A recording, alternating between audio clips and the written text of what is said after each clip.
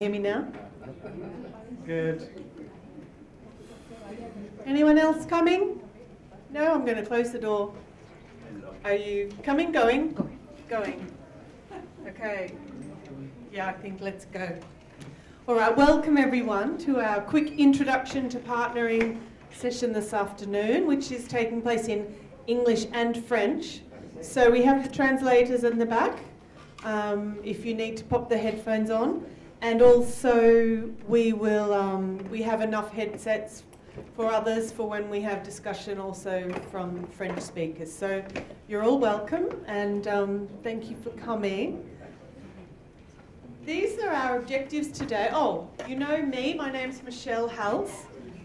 You met me before, so I'm representing the Partnership Brokers Association today, although I also work independently running my own company. And of course, invited here by GNDR. I'm very pleased to be here. So what we're trying to do today is really, in just this short amount of time we have, to offer a taster session. Means just a short, sharp little piece to leave you with a few things to think about and maybe an interest in taking some further learning if this is an area of practice that takes a lot of your time. But in this short time, we at least hope to provide an opportunity for you to explore some challenges and good practice in partnering, especially some principles that underpin good practice.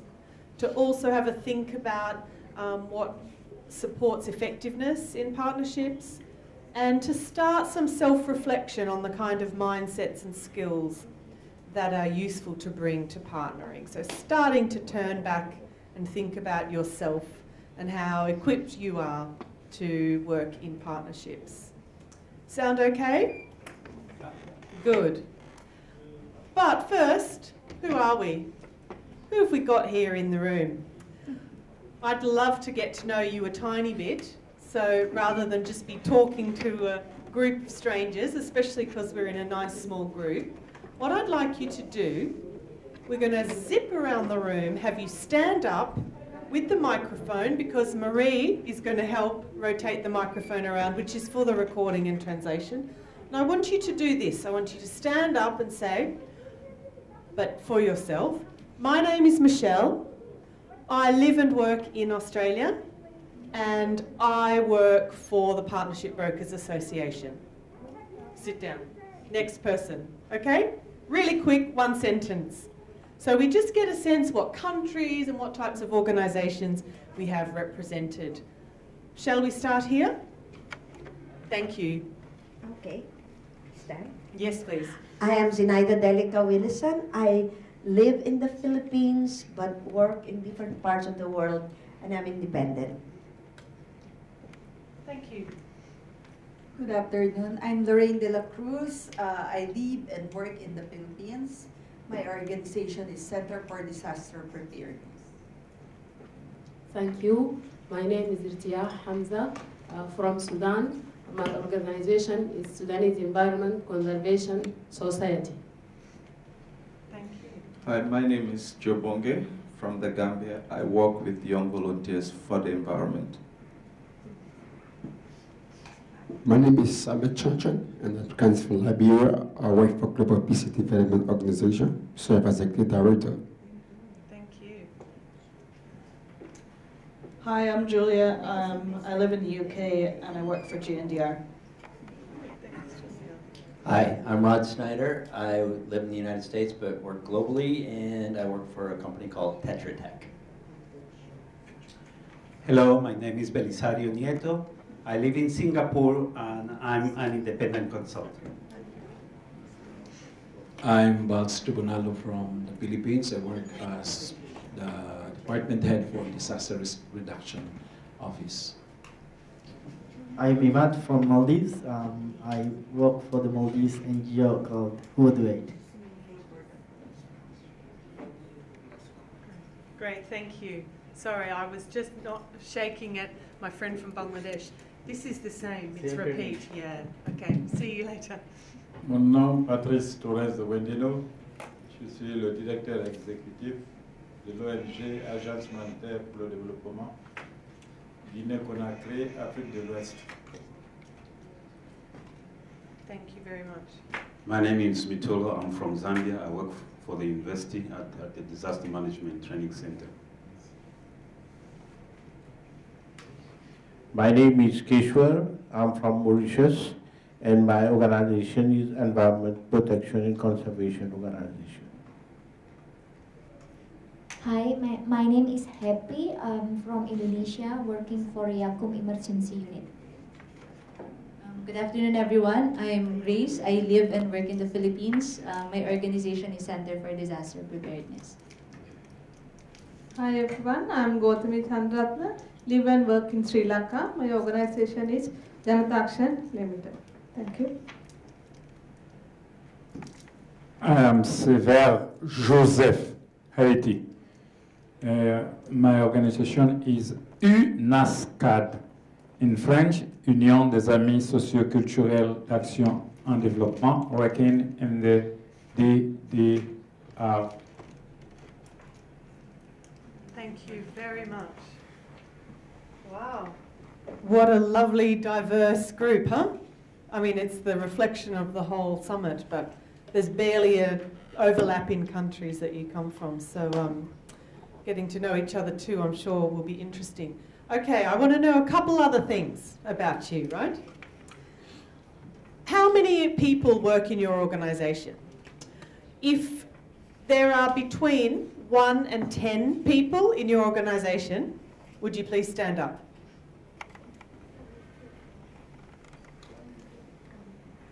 One to 10. Okay, so quite a few of you come from very small teams.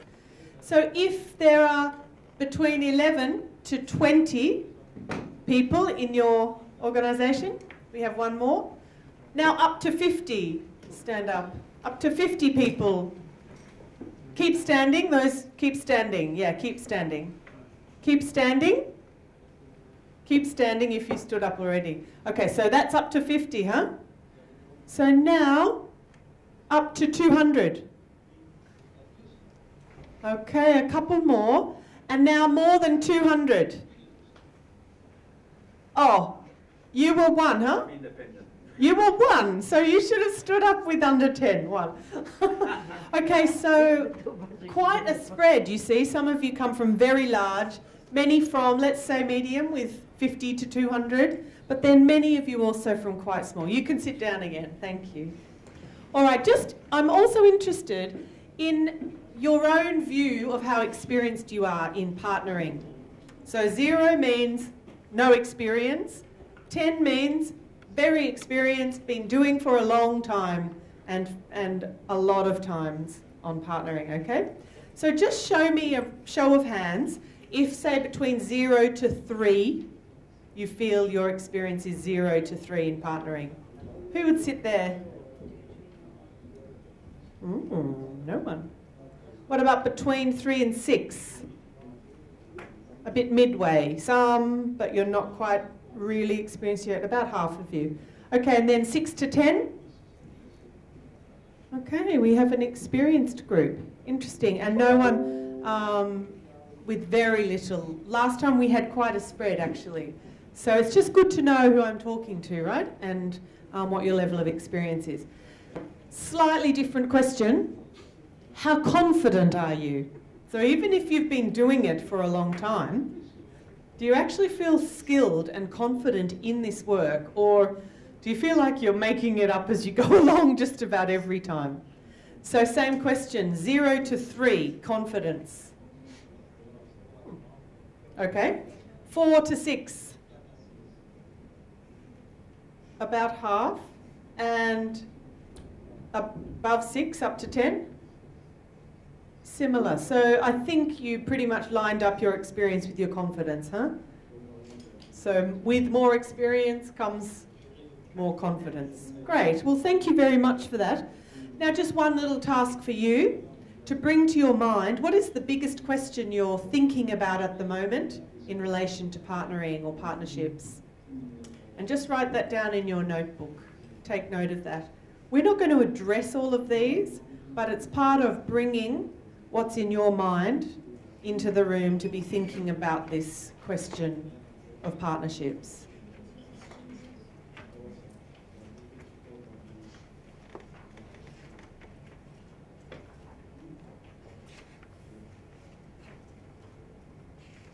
Okay.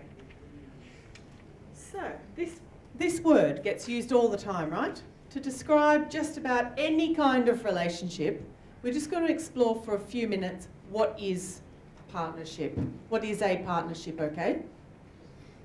What does the term mean to us? I've got some images here that show different ways people think about partnership or have experienced partnership. So this one is just where there's a handshake and maybe that people think, oh, that means we're partners. Bit of a cliche, right? Oh, hello, we've met, we're doing something, we're partners. Maybe.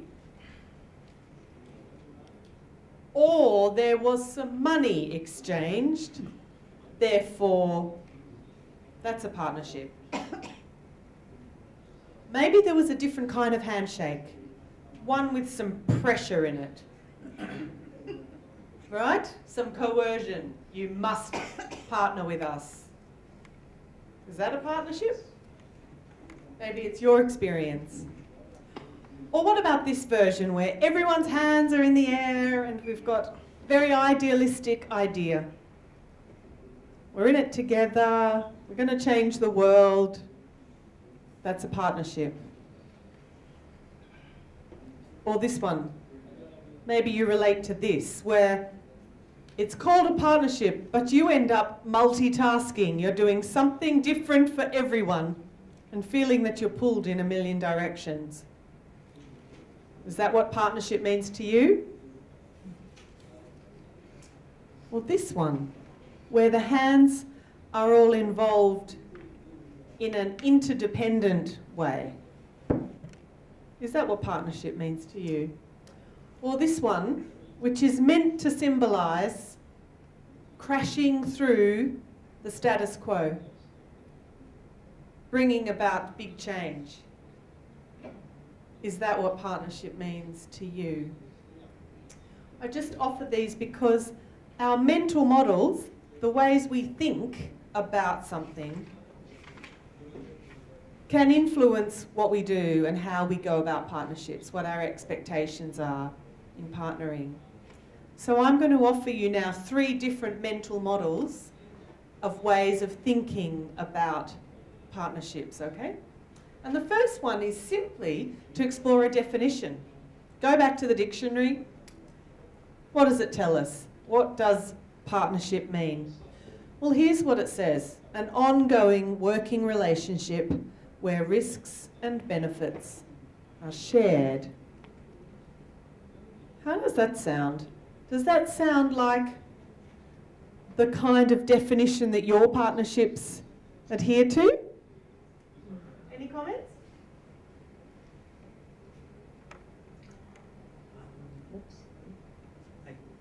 Yeah, go with the microphone, please.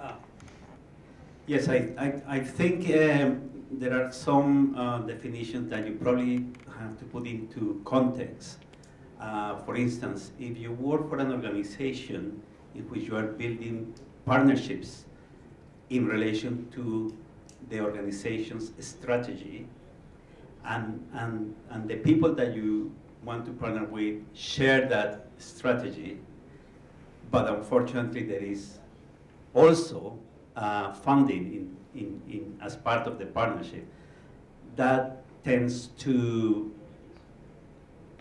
make the partnership a bit gray, not very clear. There is a challenge there. Yeah, definitely. And we'll come across this as we go through other things, that sometimes where there's money, it means risk is transferred, actually, outsourced to one party. And it's a way of the funder saying, no, if I give you money, all the risk is with you, and any time you mess up, I can take the money back. Huh? It's not about sharing the risk. So part of exploring this is recognising some things that are called partnerships, it's in name only, right? So that's why I'm just trying to tease out whether any of yours do fit with this. Rod, you have something to say? that definition just makes it feel very transactional. Right? It's based on the finances, or it's just a transactional relationship. Interesting. Okay, we'll get on to transactional versus something else shortly. Did someone at the back have something? Did you want to say something?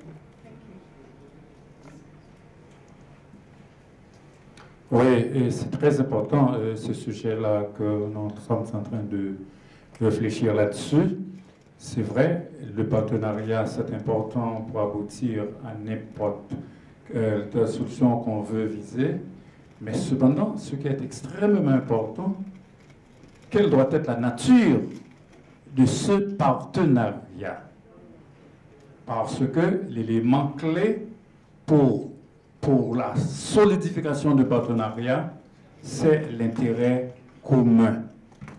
Quel que soit le groupe de personnes ou le groupe d'organisations qui cherchent à se mettre ensemble, si les critères de l'intérêt commun ne sont pas bien définis, eh bien, on va déboucher plus devant sur le conflit.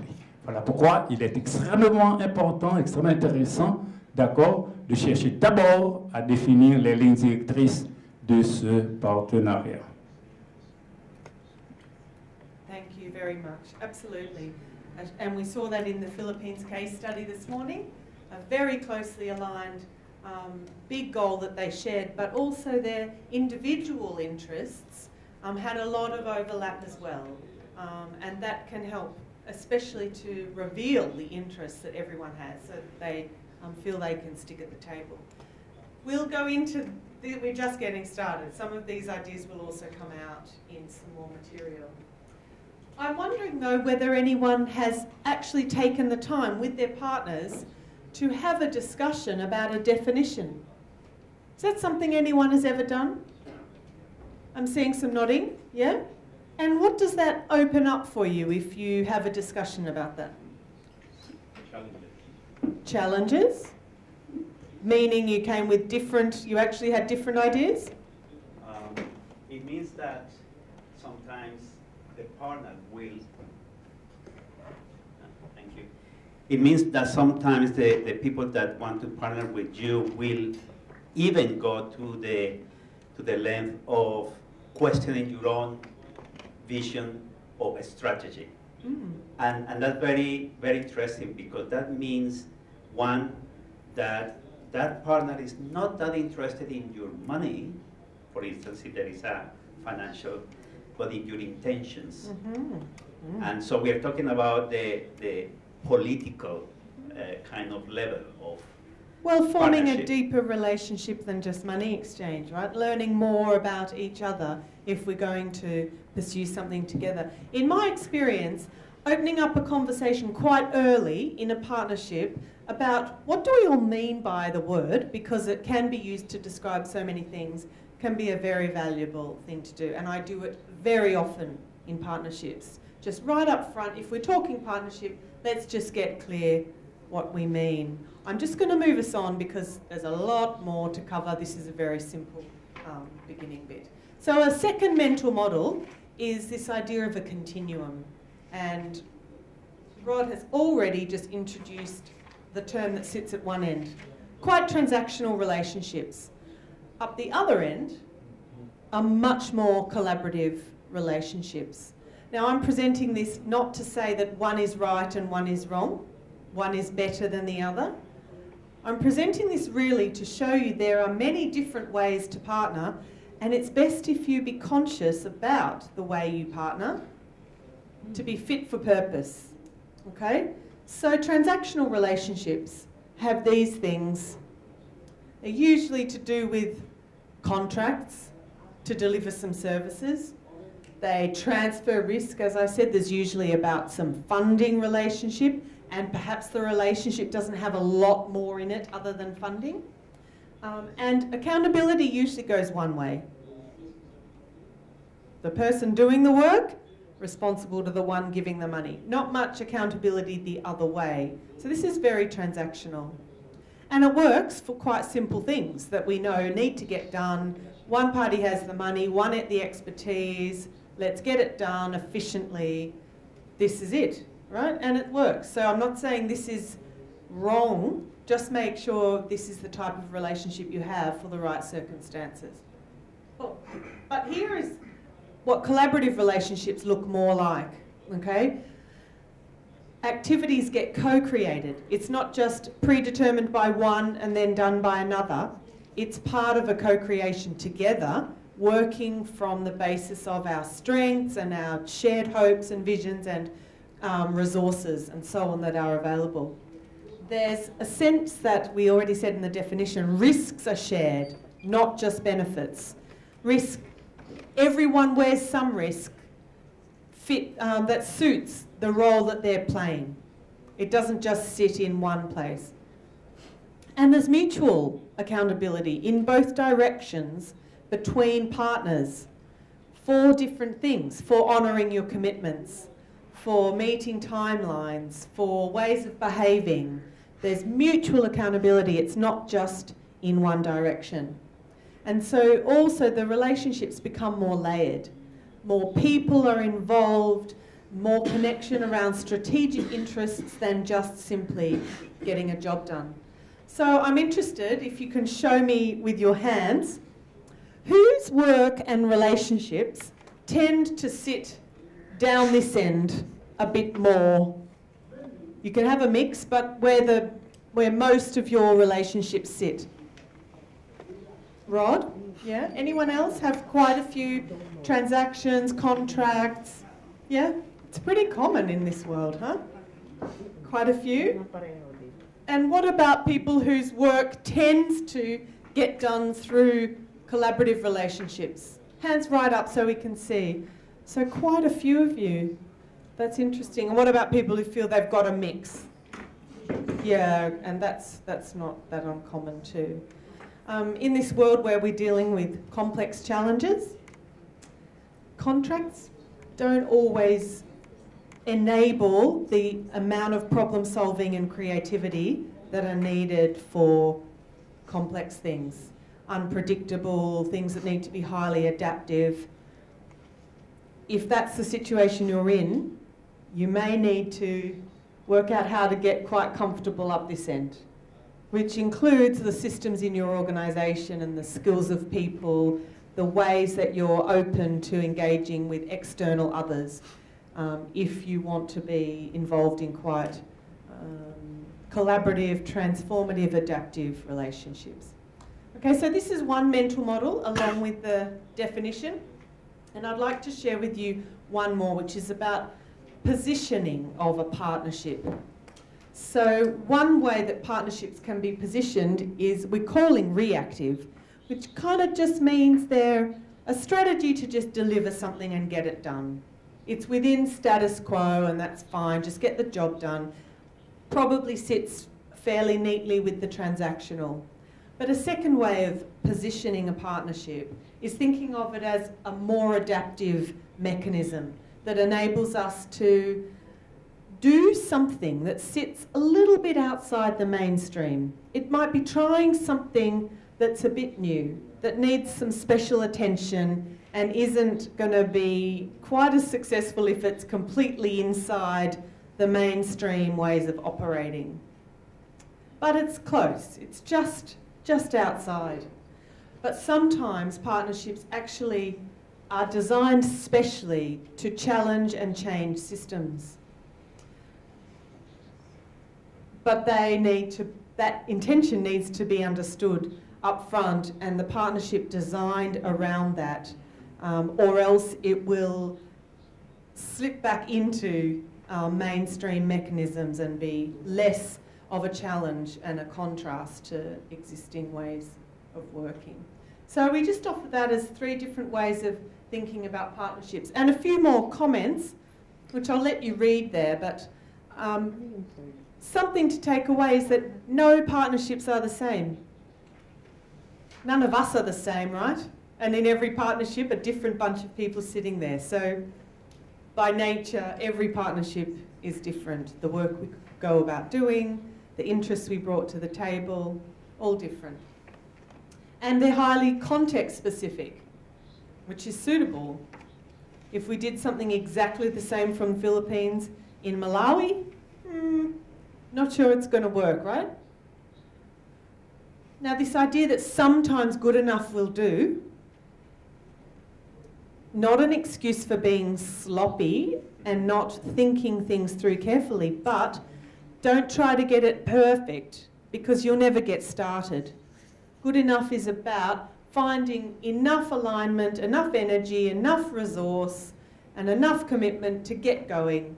And you may from there grow and evolve, bring on other partners, source more resources, get more ambitious in your projects. But if you aim for perfection and the big grand plan, you probably won't start and get anything off the ground. We've already talked about partnerships can be a source of influence themselves, but also often have multiple layers of intentions. They want to get something done. They also want to demonstrate a new model. They also want to advocate for change in policy or in funding systems.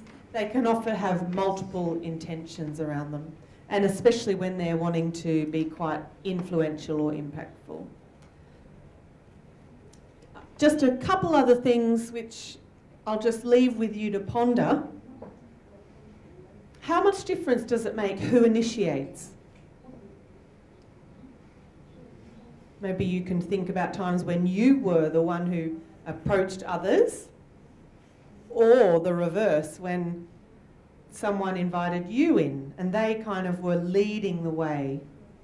What sort of difference did that make? Or maybe sometimes the partnership is voluntary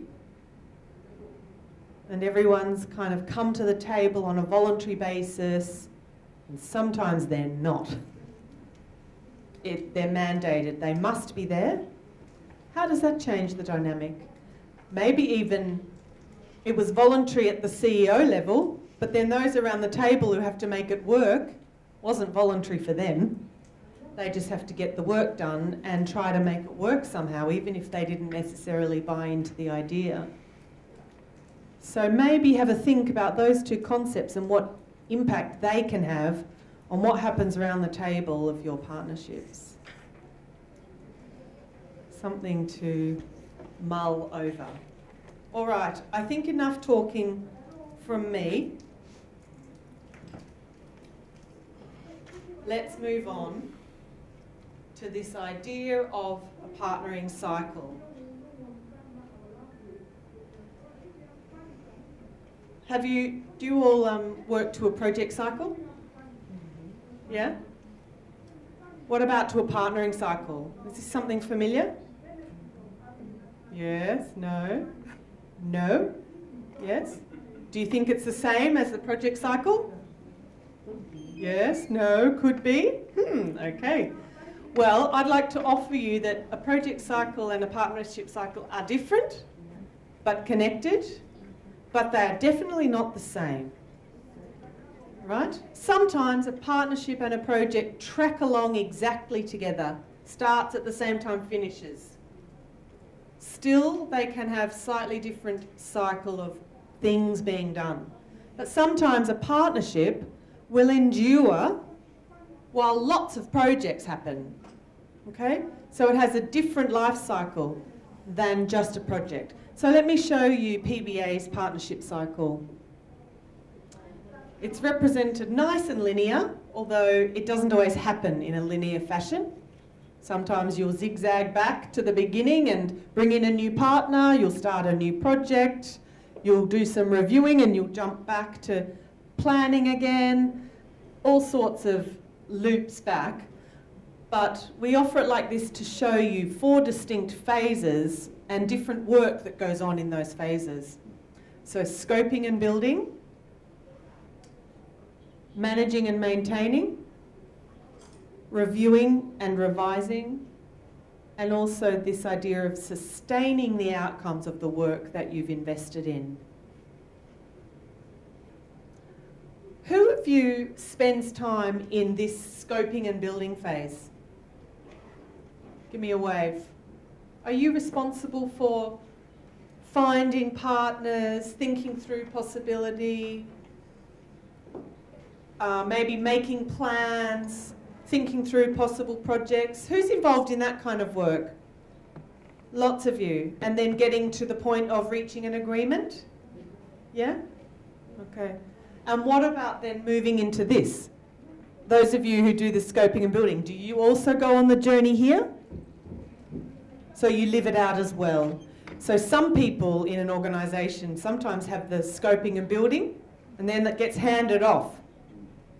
That can be a risky point, right? If you get to do both, I think you're in luck because you have a bit more chance that you've designed it in a way that you want to live it also, right?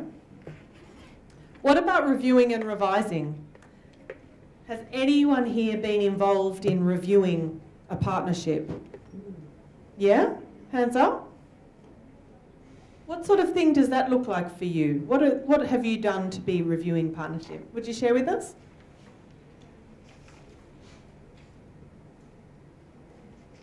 Yeah, it's more like sitting together with our partner to evaluate what has been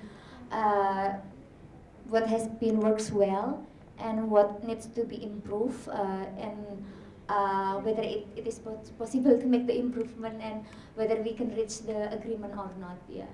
Excellent. I couldn't have said it better. So especially your starting point, which is about the partners sitting together. The partners themselves, about their partnership, so they can improve things together. It's very different from a project evaluation, right, where often you have an external who's measuring against a log frame and your indicators and so on. It can be useful to have some success indicators of what you think your good partnering practice looks like, but this is really for your own efficiency and effectiveness and future improvement, for new ideas, for changing your governance, for expanding your impact, for thinking all that through. Quite often it can be helpful to have an external person to support that, but it's not necessary if partners build that capacity up themselves. Some partnerships do it as a health check, every 3, 6, 12 months, as a check-in point to say, how are we going with each other? Are we living up to our commitments? Do we need to change anything? Okay, what about people who've experienced a partnership coming to an end? Who's been involved in a partnership ending? Ah, only 2 or 3, or 4, or 5. So the rest of you, are your partnerships just very long term? Yeah? No? Would someone like to share? Are you speaking French? Oh, yes. You wanna? That's all right. You can speak French. Oui, généralement, au sein de notre organisation, on n'a que des contrats sur des partenariats sur des projets spécifiques. Donc, les projets sont déjà préconçus par le partenaire avec un format bien déterminé. On échange là-dessus.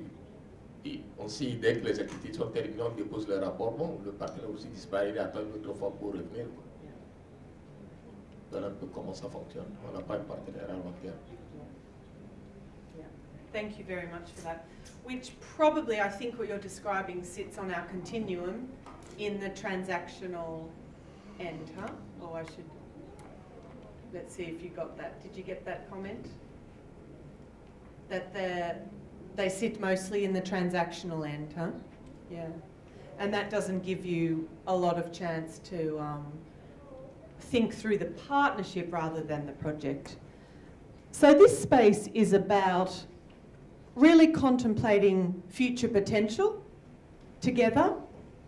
You may go from this phase back into scoping and building, and like the Unilever and HLA one did. So they had a phase where it was just those first few partners, but then the idea of sustaining and actually scaling took them back to the drawing board and drawing in new partners and expanding their ambition, adjusting the focus to include different audiences and so on. So I would say that's like having gone round